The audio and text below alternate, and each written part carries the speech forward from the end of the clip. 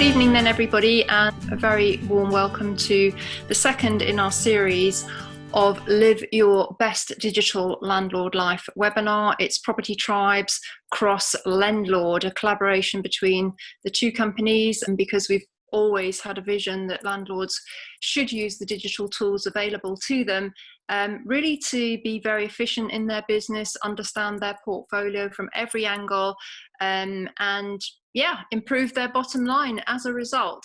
So I'm here with Nick, my husband, and as we've mentioned before, in the interest of transparency, Nick has acquired a minor shareholding in Lendlord. Last week, we kind of gave an overview of the capabilities of this incredible platform.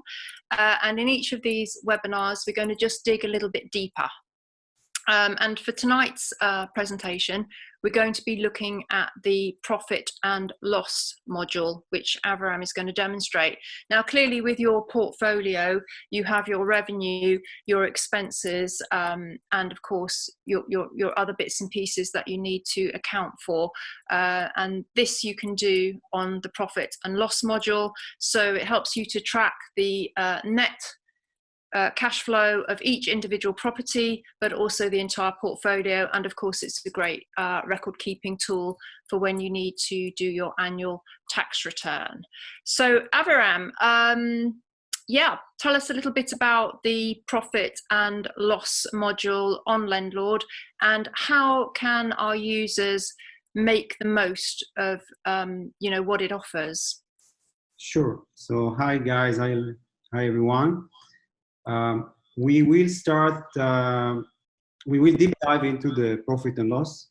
In the agenda, we said that we will start with the new user experience. So I think we will do it, try to do it quickly, and then see the profit and loss module and what is the best way to use it.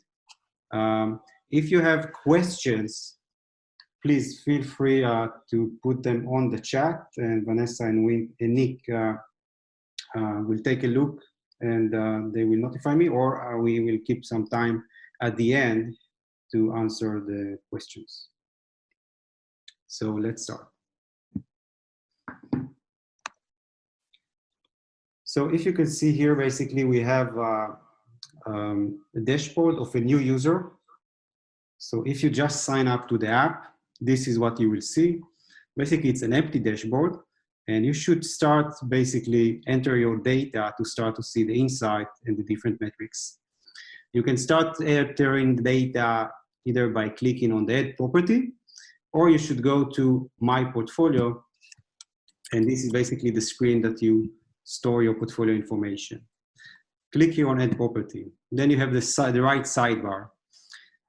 Basically here, we separate the property details into sections. The first section is the general fields. After that, you have the mortgage fields, and you have many other sections. You have some calculated fields that the platform calculated based on the data that you entered. You have additional property details that you can input and store, your landlord insurance data, gas certificate due dates, electrical check. You have tenants, and for that, basically on the tenants section, you just need to assign the tenants, and you need to define the tenants on the My Tenants page. You can also track your energy performance certificate level, and also the next due date.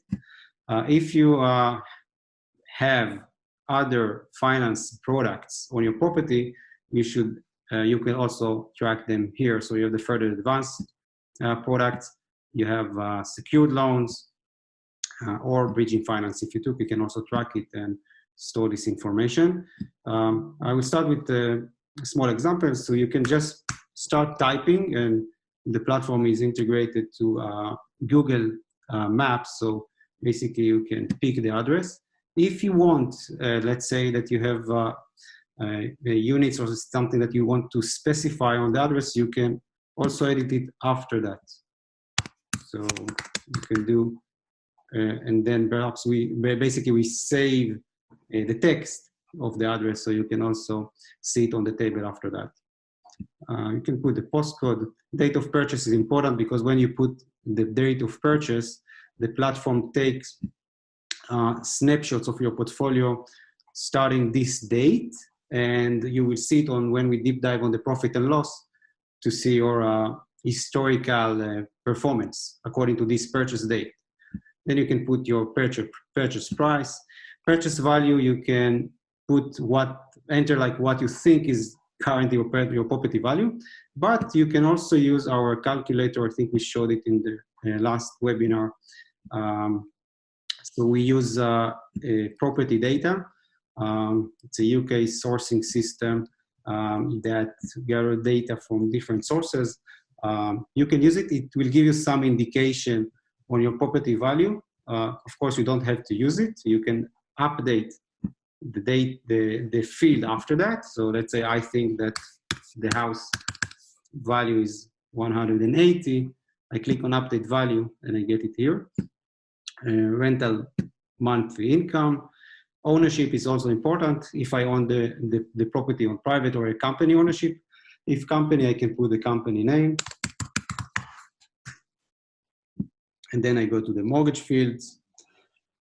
In applicants, basically, I can put, if I hold the property in or apply to a mortgage with my partner, I can put also the name of my partner and the percentage of the ownership. When you start from scratch, you don't have the second applicant, so you should go to the dedicated screen and create it. I will show it after that quickly. Lender, you have a list of all the UK lenders, so you can pick it. And also you can edit the field if you can find what you want. A mortgage start date, mortgage end date,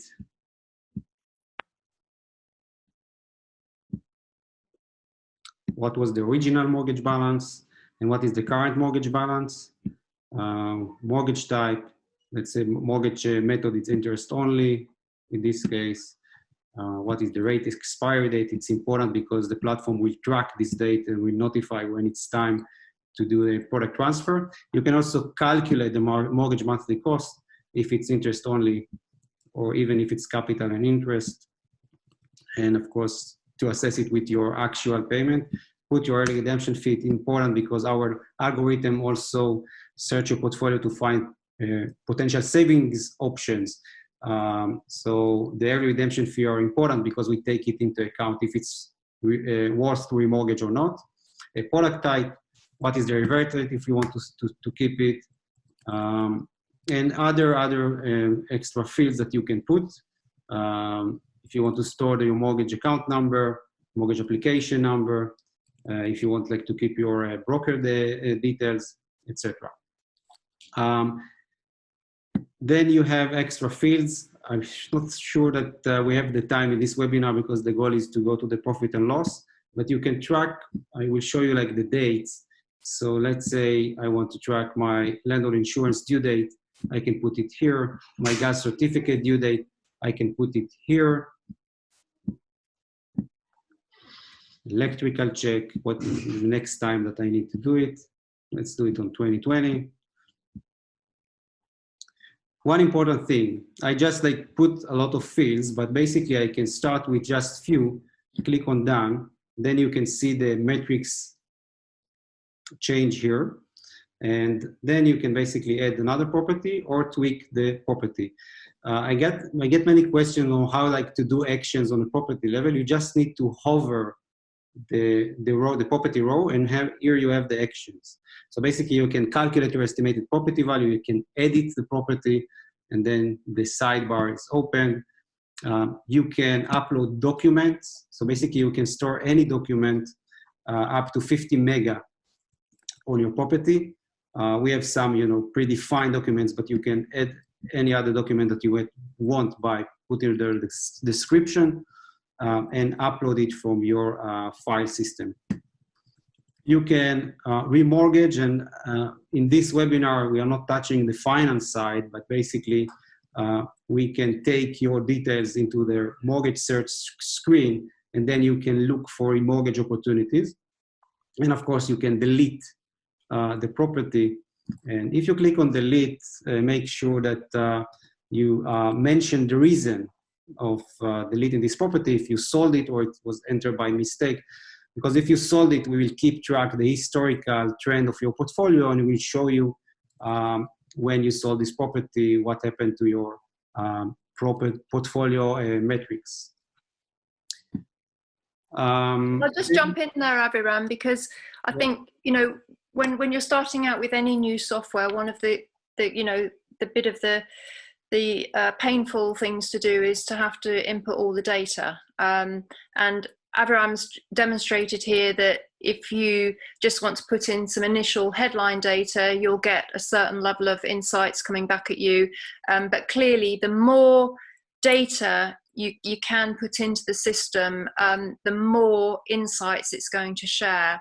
And as we mentioned last week, it will, if you do put in, say, your insurance renewal dates, for instance, it will start to alert you when your insurance is coming up for renewal again and that kind of thing. So the way I approached this when I first started out on Lendlord was I had a basic Excel spreadsheet that Nick had produced for me, which I'd been stuck with for about 15 years. And I just went through that, and I took all of my data out of that and I put it into Lendlord. And then over the next few days, I just dipped in and out and started digging out the bits of information that I wanted to add. So this is entirely customizable for everybody. You can put in as much data as you like to really benefit from the optimization and the tracking, or you can just put in headlines, and you know, that's the whole joy of it. It really is customizable to you and the level of data that you want to see that's going to help you run your portfolio. Yeah, and if I will go to the example with the full portfolio, once you enter the data, then you can play with it. So basically, you can order by any column.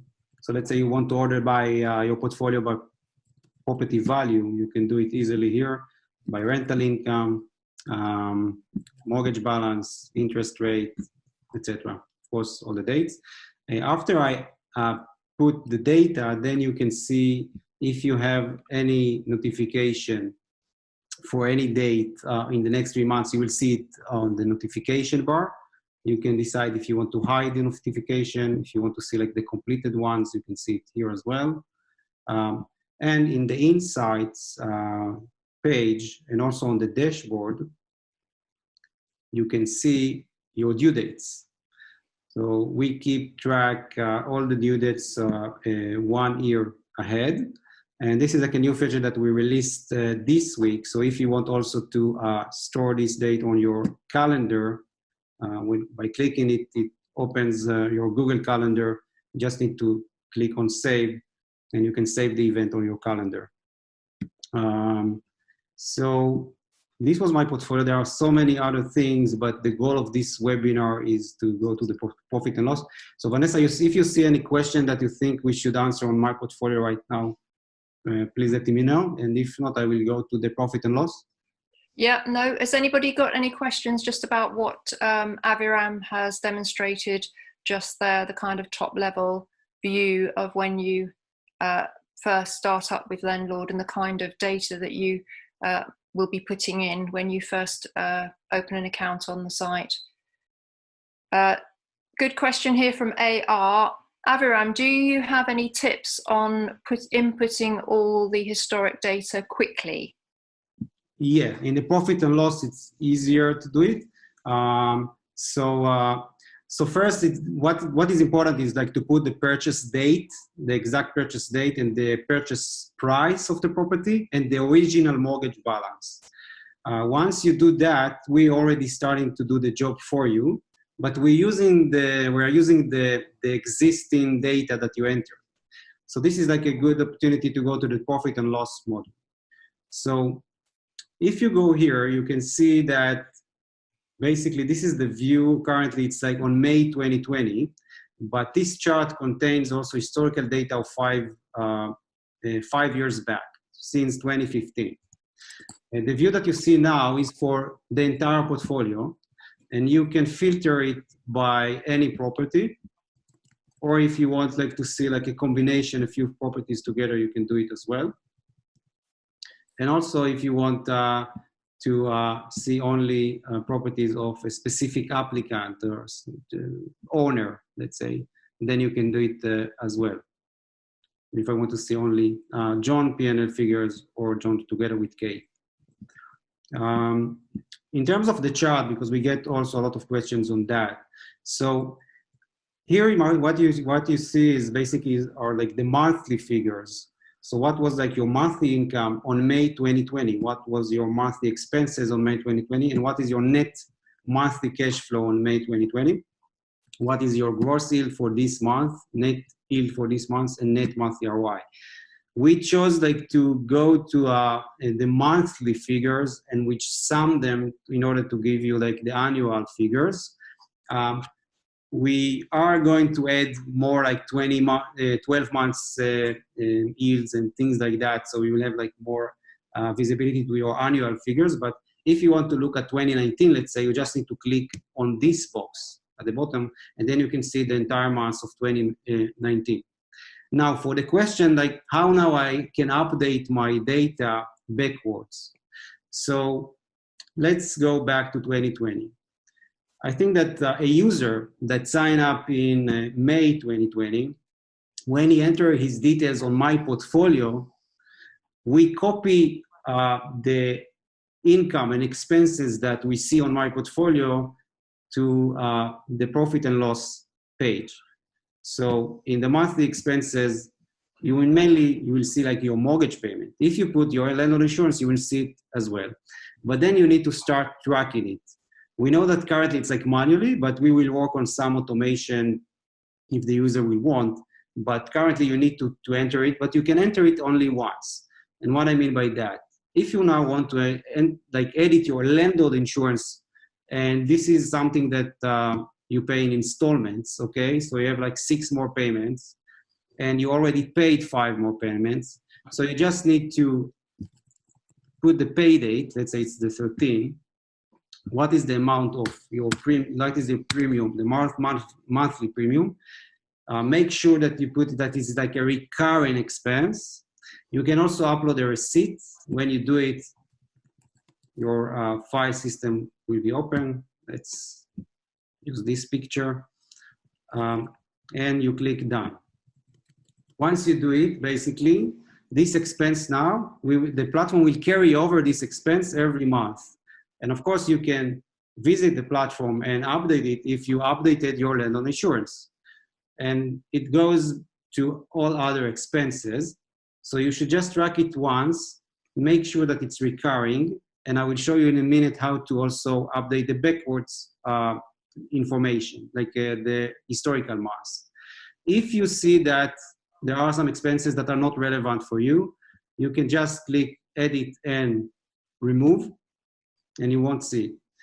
If you are missing an expense, and of course it makes sense, or like you have like a one-time expense that you want to track in a specific month. So let's say I want to track something on March. You should click on the March box, or you can play with this date picker. Make sure that you are now working on a specific property. So, and this is something that might be confusing. So the view on the chart, you can see the view on the entire portfolio, but you can see it also on a specific property. When you edit expense, you need to make sure that you selected the right property. Of course, that if you select the property here and then you open the expense bar, we will put this property here, so it will be easier for you to track it. Now, let's say that now you want in March 2020 to add an expense that is not a recurring expense or not expected expense, or even if it's like expenses and you want to track it. Then you click on, and do it again, add expense at the bottom. Then you have a list of expenses, and we pick the expenses that you can claim for tax. And if you don't find the expense that you want to track here, you should click on other expense and put any description that you want. I'm sure everybody will agree that that's so useful in a prompt to, just to remind you of all the expenses that you can claim against your property business. And with we're now in the final tranche of rollout of Section 24, and everybody should really be taking advantage of claiming every single expense they can. To minimize their tax liability. So it's very useful to have those prompts. And as Avram said, you can customize them to add anything that isn't mentioned there. Avram, I'm just going to jump in because we've had a couple of questions. Yeah. Aisha says that she has, she's put in her portfolio, which is 6 mortgaged properties, but she's getting Barclays coming up, making an offering, and they are not a portfolio landlord lender. Do you know why that's happening? It shouldn't. And what it's worth to check is that if the applicants on the mortgage search are selected, but I need to check the specific case. Okay, well, we'll leave that with you, Avram. And then Rob had a good question. He said that he's had one flat for 15 years and one for 7 years. He wants to know the fastest way that he can add historical data going back over many years.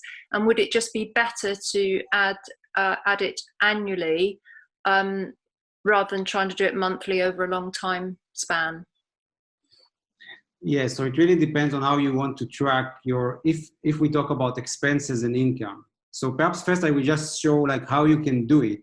So let's say that you want now, you update your landlord insurance, and because you just started your account, you want to make sure that this expense is also tracked on the historical month. So you just need to go to the last month, May 2020, that the last month that you had this payment. Click on copy expenses backwards, then pick the expense that you want to copy to historical months, and pick the period that you want to copy for. So let's say since January 2019 until May 20, and then click on copy expense. And then basically you should see it now on April, on March, and also on 2019 as well. Okay, so that's going to work for a product that has an annual duration where it's going to be the same every month, but then it might change from year to year. Is that just right, what I'm saying there? Yeah, so you can, basically, if you want to update the historical, what I would do, I would just like use the copy expense backwards, and then, pick, first I go to December 2019, put the last value that you paid for this product, and then copy the expenses from January to December 2019. Then go to December 2018, put the value, and then copy it from January to December, and then you can keep track your history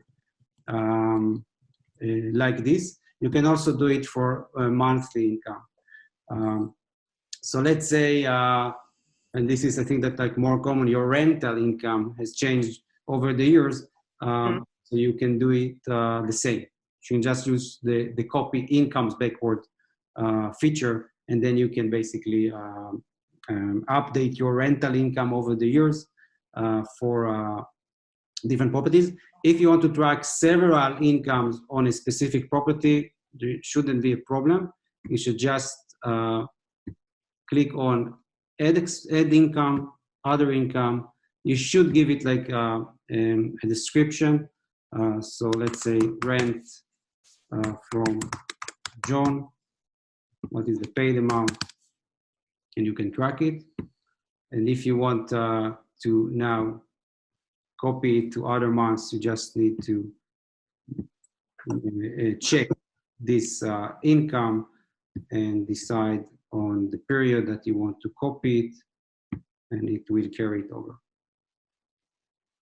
So I think that this is something that you should do like first time. When you created your account, first you need to put your portfolio details. And yes, it takes time, but it's worth it. And you need just like, you can put, a few fields, and then, after that, continue to enhance. You don't need to put all of your fields, just to see the high level metrics and see how they change. And after that, I would go to the profit and loss and start to arrange my history. And then basically on the dashboard, you will see, so we have the widgets of the historical, and this is nice. So you can see 60 months, how your cash flow has changed, and you can select the relevant period that you want to see, and also the yields and the ROI. And here you have the portfolio growth. So, and I explain again, what we do is basically we take the purchase dates, and by that we basically build your portfolio historically. So you can see the trend. Once you did that, you should visit the app at least every month, just to make sure that the monthly expenses are correct for this month. And then you can be sure that you are like tracking your P&L figures. Another important thing is the purchase cost and how we calculate yield and ROI. So purchase cost is our baseline. So again, you should pick one property. Let's take this, click on purchase costs, and here you can put your purchase price. You can, if you want to edit the purchase price, this is like only the thing that we force. You should do it from your My Portfolio page. We calculate the stamp duty, but you should edit this field to the actual amount that you paid. You can put if you had like some refurbishment, furnishing, legal fees, mortgage fees, and if you had other purchase costs, you can edit by clicking in Add Cost and put the exact date. After you did that, basically, we have now the baseline for calculating the yield and the ROI. We use the original mortgage to calculate the cash investment. And when I say cash investment, basically it's the baseline, like what was the original price of the property, what were like the purchase costs. Any other cost after that will come to the monthly expenses, okay? We use the original mortgage to identify how much you invested in cash. And when we calculate gross yield, it's the gross monthly, but if you want like to see the annual figures, you can see them below the chart, okay? So how we do that, we take the rental income, actually we take the monthly income, so if you have like different rents on a specific property, we take all of them. And the baseline of the yield is the purchase costs. In order to calculate the net yield, we take the net cash flow. And the net monthly yield is the net cash flow on the purchase cost. The ROI is on the cash investment. So how much you invested in cash, and we take, it's net, so we take the net cash flow. So here you can see like the monthly figures, but if you want like what was my ROI in 2019, you can see it here. It was 10.02%. What was my gross yield in 2019? It's 7.25%. What was in 2019, etc. If I want to see what was my ROI for the entire portfolio, I just need to pick all properties. And then you can see that your gross yield in 2018 was 5.29%.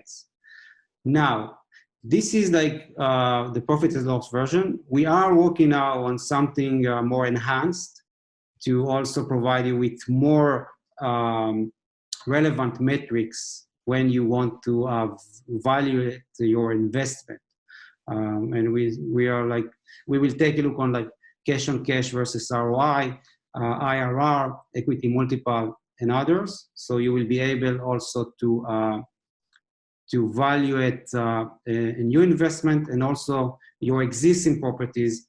And another enhancement that we will release next week, let it time to load. This is like the test environment, is that we will, this is like a feedback that we got from users. will allow you to add on my portfolio prospect properties, and then you can see different scenarios of how your portfolio look like if you, let's say, sell a specific property and add a different one. So this is a test environment, so it's not live yet. You won't see it now, like if you now log into your account. But this is like an example. So I have 7 properties, one on company ownership. So first, of course, I can filter by that. And let's say that I have now 2 prospect properties that I want to purchase, that I'm looking at. So I can add one of them, and I can see like how my portfolio will look like with this prospect property. So I have now like 8 properties, and this is my value, and this is my equity.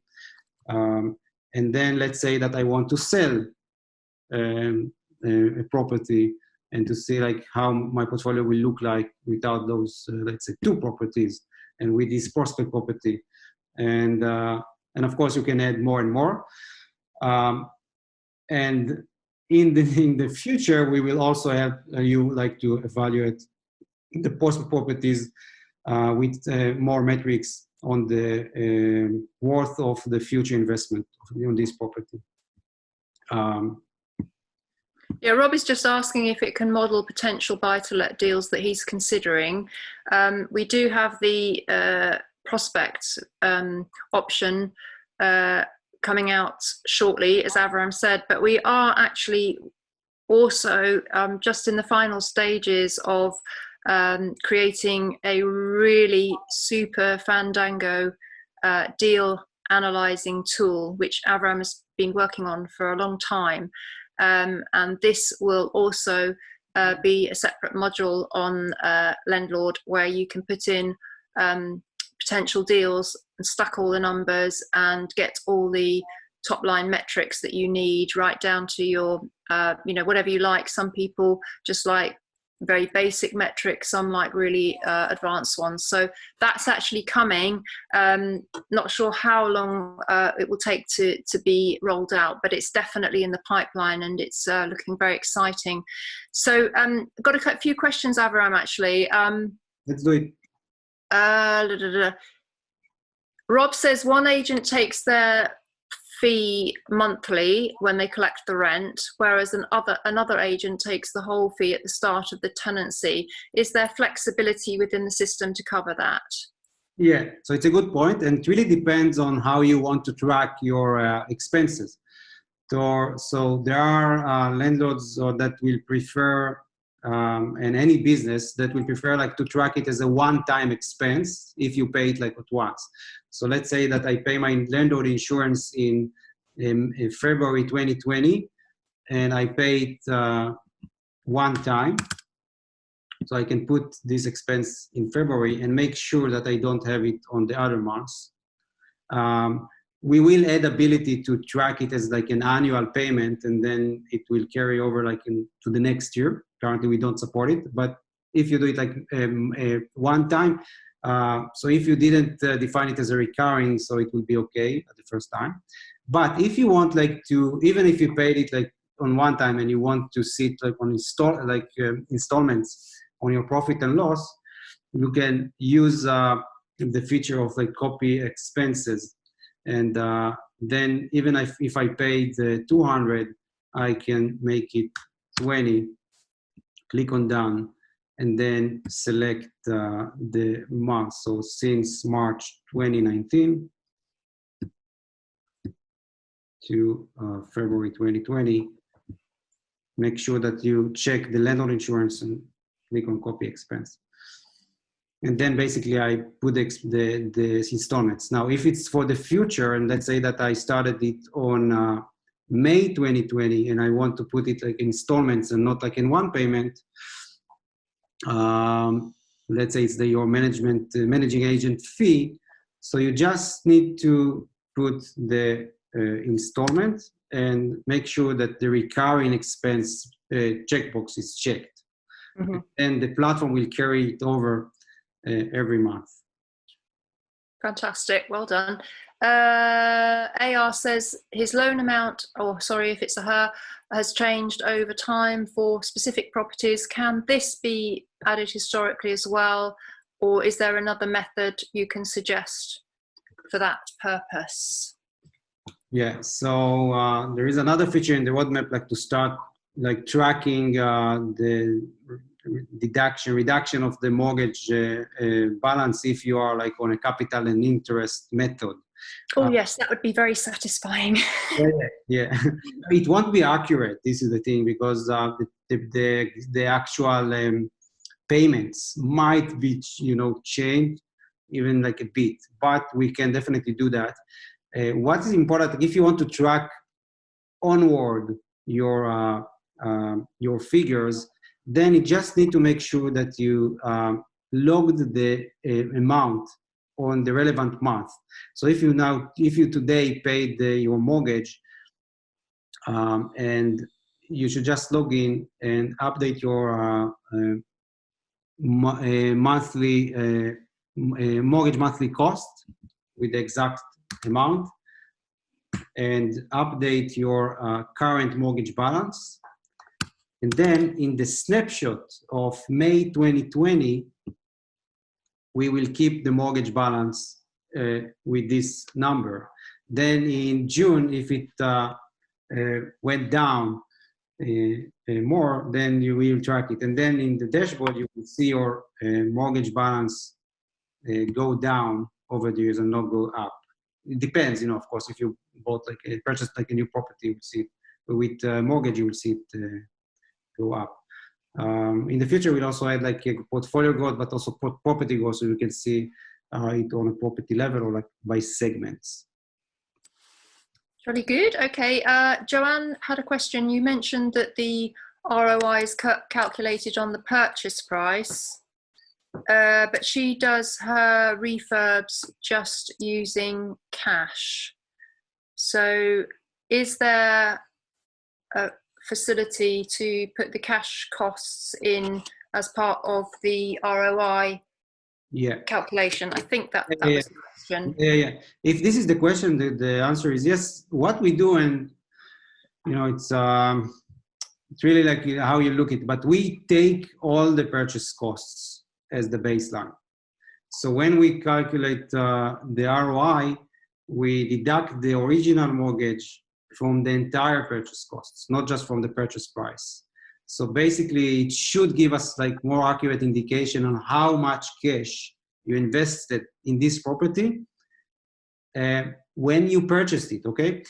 Any other cost will be tracked on the monthly expenses, because we don't count it as a purchase cost. Let's say that, you know, like you prepared something, like you did like a refurbishment like 4 years after that. Currently what we do, you should track it here. I understand that there are like different views on how you should track it, but currently this is what the platform does. Like we take the purchase cost as the baseline and we take the entire purchase costs. Okay. Stephen's asking, can you add 4 weekly payments as opposed to a monthly payment? Yes, but it will be like with, because it's not a generic thing, you will need to track it. Now you can do it. Let's say that it was like on May 2020, go to your monthly income, click on edit, select the property that had 4 different weekly payments. And then what you should just do is first, you can rename the... Oh yeah, weekly rental, yeah. Week 1. Say, make sure that you have the date. Let's say it was in the first week of May. Then when you got the next one, click on add income, click on other income. Say it was rent week 2. Mm-hmm. And like this. And if you want also to mention, like if you don't want to do it again next month, you should put on recurring, but if you want to track it only, and this I think that the right approach, only when you got the payment, don't put the recurring. Like when you got the payment, log into the account and basically put the income. Right, Anil's saying, does it calculate voids and arrears automatically? Well, obviously, if you're not receiving any rent, you'll have to put a 0 in for that month. Right. Yeah, and does it calculate the arrears? So in terms of occupancy and vacancy and like all of those stuff, what you can do is you should go to my portfolio, and this is like your existing. This is like for the existing month, and you can you have a field on the property details that said if it's currently tenanted, and if I will mention that it's no, then you will see that the occupancy level go down. I think that perhaps we should, like in this case, we should go to this property and make sure that like automatically that the monthly rental is 0. But there are like edge cases that perhaps you got some of the rental. So anyway, you should go and make sure that if you got like a 0, it's a 0. But if you got, let's say, part of the rent this month, track it. Okay. And I was just asking if it shows total voids per property and total voids annually. Well, yes, because each individual property has its own set of metrics, and then the entire portfolio has its own set of metrics. So this is why it's so powerful, because it's looking at individual properties and it's looking across the entire portfolio as well. So you can see, when you look at the headlines, you can see the occupancy level across your entire portfolio, as well as the individual property itself, obviously. So yeah, I think the best way really is just to log into your account and start looking around and start seeing what the functionality is, because that's what I did when I first started using it, and I found it very, very intuitive. And I think that's something you'd probably like to comment on, Nick, isn't it? That exactly. the interface, and you're working with Avaram, to make it easier and more intuitive. Yeah, the whole, my role in it really is to make sure that the system itself will eventually become semantic, in as much that it will make suggestions for you without you having to go in there and do it for yourself. It won't be an AI thing, but what it will do is it will give you information that's not necessarily, if you want it in a spreadsheet form, then it will do that. But if you don't, if you want an instant access to understanding what your portfolio is doing, and indeed prospects as well. So this deal analyzer tool that we've been working on now for a number of weeks is going to synchronize with your portfolio, so you can see, should you take this one forward, then this is what it's going to do, what it's going to look like compared to the entire portfolio. So what we're saying here is the data will sync with the other bits of data that you already have on the system. If we sync that data also with APIs to other institutions out there, then that then means the system can make suggestions to you that you possibly might not have thought of working out for yourself in the first place. This whole thing was born out of watching Property Tribes' data for 11 years now, and I've studied it and seen what landlords, what we've all struggled with over the years. That I think it's really safe to say that 70 to 80% of it can be overcome if we adopted a digital lifestyle, and that's essentially what we saw here. Was that we can utilize this system so we can overcome those areas where we're getting the pain levels that we currently have. Yeah, certainly the pain levels that I see on an hourly basis on Property Tribes. Everyone's at their own little level, get that. But that's the view of it, really. But it's also, again, and I'll end on this one because otherwise you get me started, I won't shut up. The point is, data should be delivered in formats that's acceptable to everyone, not a singularity. So we will be designing this. So if you want data shown in pretty graphs and sliders and beautiful imagery, then yes, they will do that. If you want data delivered to you in hardcore Excel spreadsheet formats, and yes, it will do that as well. That is the view. That is the strategy we're taking on all of this. I mean, basically, we hope that ultimately people will use Lendlord to manage their entire landlord life. So you can go, it's like your online office, you can go on it and do all your tasks on a daily basis in a really efficient and quick manner.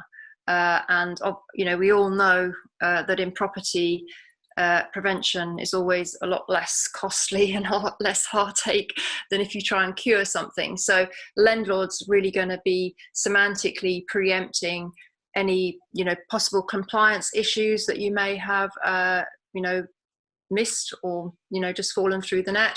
Government has a very good ability to put new things in place, as we're all aware, and never tell us.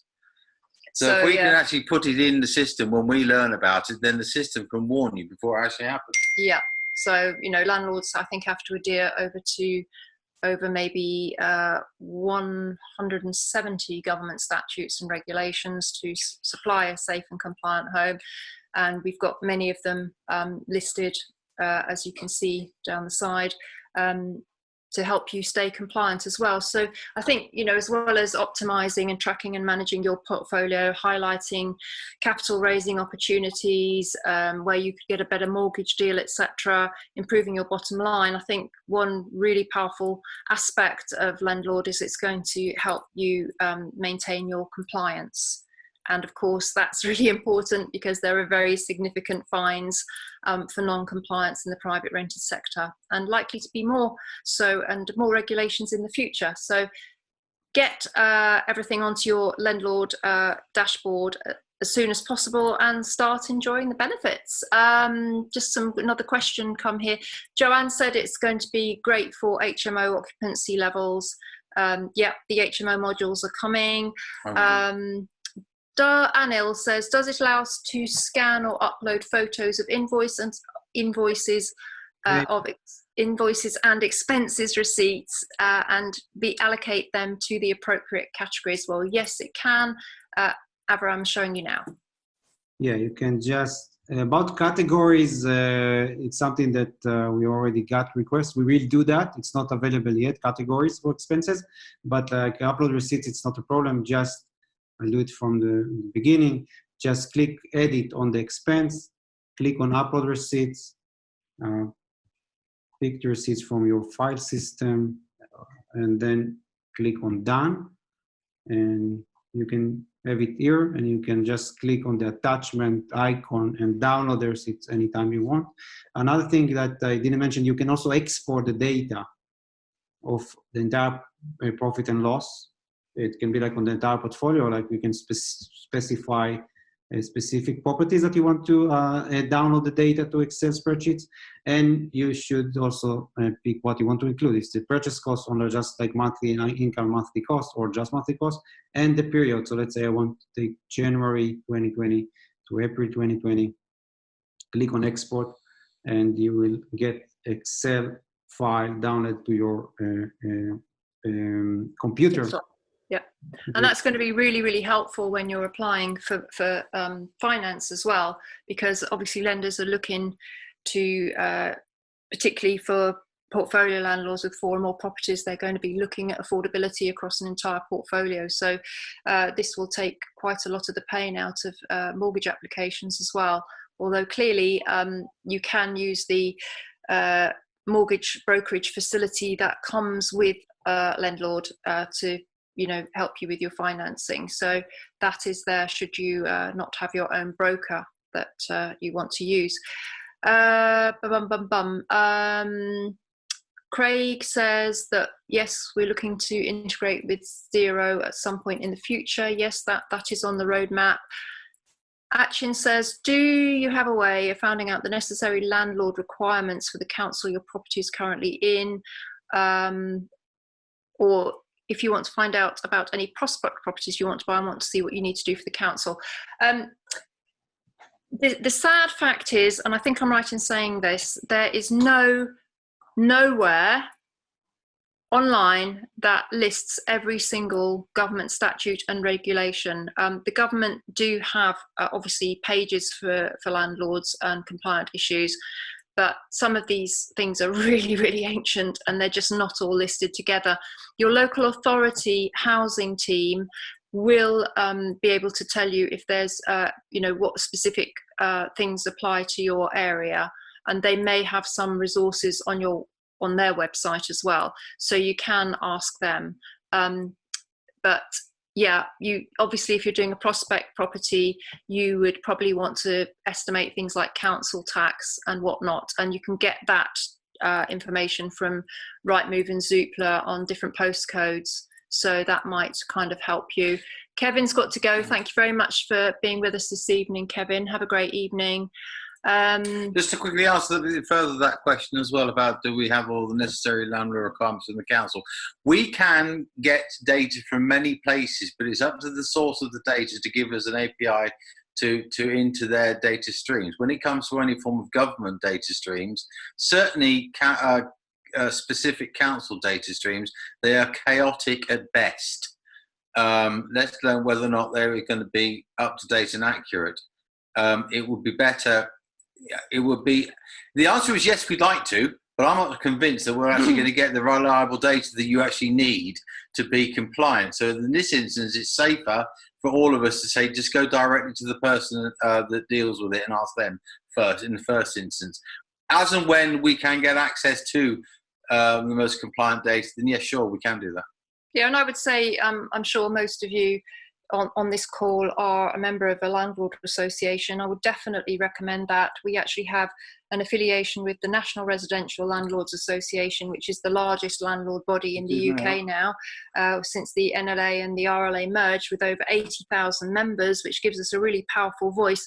But Property Tribes has a discount code where you can get 25% off your membership of the NRLA. So it reduces it, I think, from about £75 that can go on as an expense onto the form. Yes, good point.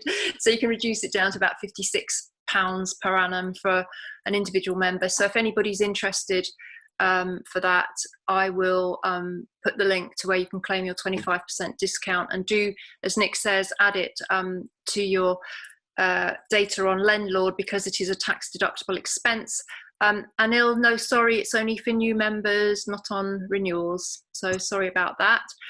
You could ring up NRLA and ask them and see if they'll do you a little favour. Always ask the question. But anyway, the main reason for joining them, of course, is they have all their tenancy documents, all their forms that you need as a landlord, and they have a 9 to 5 helpline, which I call phone a landlord friend on steroids. So if you've ever got any issues, you can ring the NRLA helpline, or of course you can ask on Property Tribes, because that's what it's there for. Okay, I think we're just about to round and close this out now. So Tajinder's just saying, when will the HMO modules be ready, Aviram? Do you have a date for that? Yes, so currently what you can do on HMO, you can define the property as an HMO. You can put the license due date and get a notification for that. You can mention the number of units, and you can manage multiple tenants. And because this was like a webinar just on my portfolio and profit and loss, so you have like, perhaps we should focus on that sometime in the next webinars, like a dedicated screens to manage your tenants, and then you can manage different tenants on different units on a specific property, HMO property. We also got a request this week to support mortgages for HMO. So you can mention if it's an HMO property or no. If it's a remortgage, we will identify it, the platform will identify it by itself if you define it on my portfolio. And then you can also get some indication of what products are available for you if for HMO property. And we keep enhancing it. And also, like, a request for you, please feel free to provide us any feedback on like things that you want to add. And we are doing it very, very quickly. So we are trying to add more features, like, and get feedback and implement it as soon as possible. Fantastic. Okay. Well, thank you very much, everybody. Just to say, this webinar will be live. The recording of it will be on Property Tribes as of tomorrow morning. If you do have any questions, please use the chat bot on the Lendlord website. Avram is very responsive there. He can answer any questions. If you are a large portfolio landlord and you think you really want to get going with this, you can book a call with Avram for a private demonstration so that you can get the full tour and get all your own individual questions answered about Lendlord. So, and if you've got any further questions, please do just drop them to us on Property Tribes on the thread tomorrow. We want to be very, very transparent about this, and we really welcome your feedback and your suggestions, because we're going to be constantly improving and fine-tuning the software so that it works for you. So thanks very much, everybody, for watching this evening, and we'll be here again next week, and we shall go into, I think, the tenant modules, so we can start looking at tenant management on Landlord. So for now, we're in Guildford, we're signing off, and we'll say thank you very much to Aviram in lovely Tel Aviv there as well. Thank you very much, and good evening. Thank you. So long, everyone. Bye. Bye-bye.